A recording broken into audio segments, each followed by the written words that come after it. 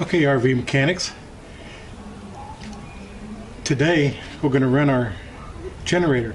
They say every so often you should run the generator just to exercise it and keep it running good. You should turn the air conditioner on.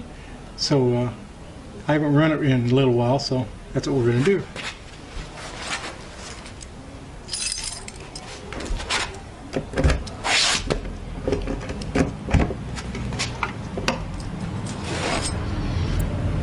This is the Cummins ONAN 4000. Take this cover off.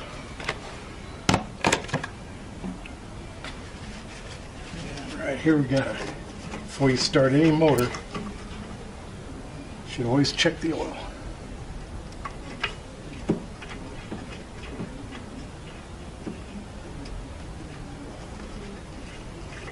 This one uses the carburetor. Kind of old school for these days. Can't quite tell. Yep. Right there. Right where we want it. Looks like we got a circuit breaker right here. If we need it. Like I said, got a carburetor. Alright. Let's go inside. Crank it up. Okay, so here's my generator panel.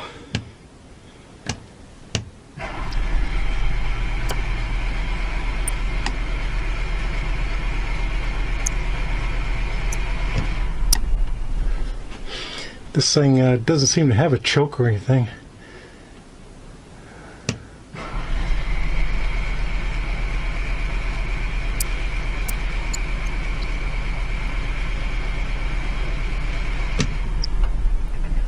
I don't know.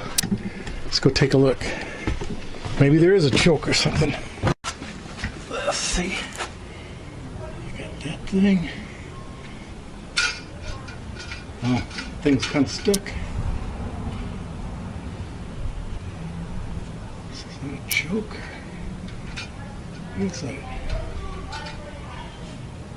Oh. Altitude setting. We're sea level. Mostly. I bet that's the choke. Looks like there's a heat thing back in here. Back in the old days, that's what they used to use. Let's try it again. There you go. Just like God intended. What do we got? 8.6 hours on this thing. So you let it run for a minute. Get oil circulating. You don't want to put a load on an engine right away. Just like your car. Start it up. You want to let it warm up for 10-20 seconds anyway. You really... Back in the old days, they used to let cars warm up for 1, 2, 3, 5, 10 minutes, especially in the winter. But now the cars today, they say no. They say start it up, let it run 30 seconds, and drive it. It'll warm up the rest of the way you're driving it. So what I want to do is put this on cooling. Got it on auto. Let's turn the temperature way down. Good. So I'm about ready to get started with preparing for our camping trip next weekend, and I got me a list.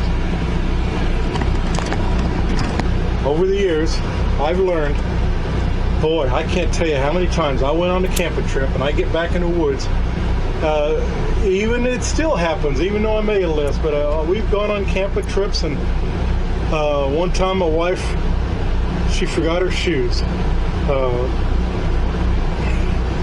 Another time, I can't remember, we forgot firewood, we forgot milk, we forgot just this, that, and the other. Just always something. It just got so frustrating, so I finally learned to make a goddamn list. And then I checked the list. Even though I haven't been in this rig, and this rig's been sitting since last camping trip, and we haven't been out here to raid any of these cabinets to take out aspirin, or toilet paper, or anything you might happen to run out of in the house, I still going to check. I want to put my eyes on it, and I want to see that I got it. Not only do I want to see that I got it, I want to see how much there is. Like, let's say toilet paper.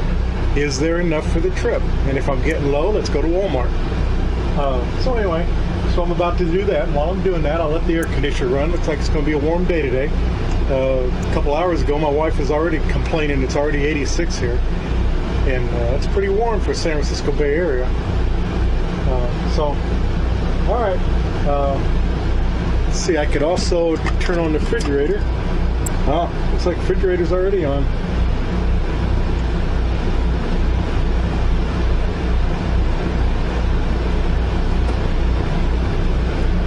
I think it says gas.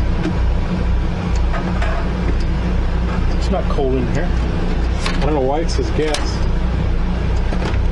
It's my habit when we come home from a camping trip, I shut off the gas valve, just in case you forget something. And you never could tell. One of the lines coming around, your little fitting could leak a little bit, and then you bleed off all your propane. One, I don't want to waste propane, and two, I don't want to have to spend to refill that thing any more than I have to. So you can see here, got this. It's on electric. Let it run. I have yet to get a thermometer for this thing. All the campers I've had before, what I do, I go and I get a real cheap indoor-outdoor thermometer, and it will come with a wire and a probe to put outside your window of your house. Well, it works real beautiful. You just run that wire in here and just kind of, with a little RTV silicone, just stick it right there in the middle, up in this corner, way in the back, and then you can route the wire neatly. You could slam the door and have the thermometer sit right here on top of everything, and so you can immediately, you just look in there and you can tell what temperature it is inside. These bigger refrigerators seem to be more dependable, but we had a camper van, and in our truck camper, we had the littlest, bittiest, teeniest, weeniest refrigerator they possibly make. 2 whole cubic inches. This one's a 6, but they make them a lot bigger than this. But anyway, so that little bitty 2 cubic inch, it seemed to be so unreliable, especially when you're on gas. It just didn't seem to get up to the correct temperature. I went online and I looked at so many how-to maintenance things. I took it apart and I cleaned this and I cleaned that, and I put new little burner parts in it and stuff, and nothing ever seemed to work. The problem I'm talking about is when it gets really hot, it didn't keep up.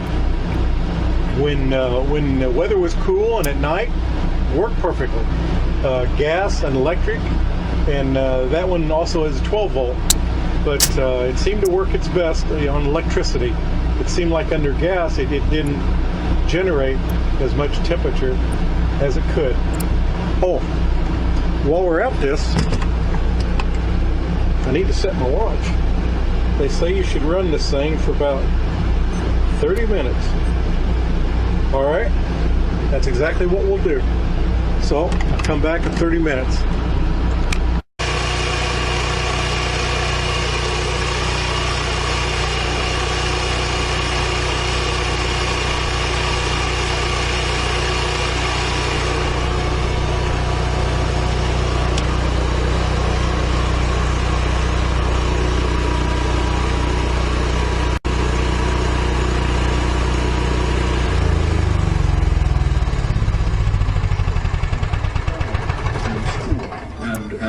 Lifeguards who saved people.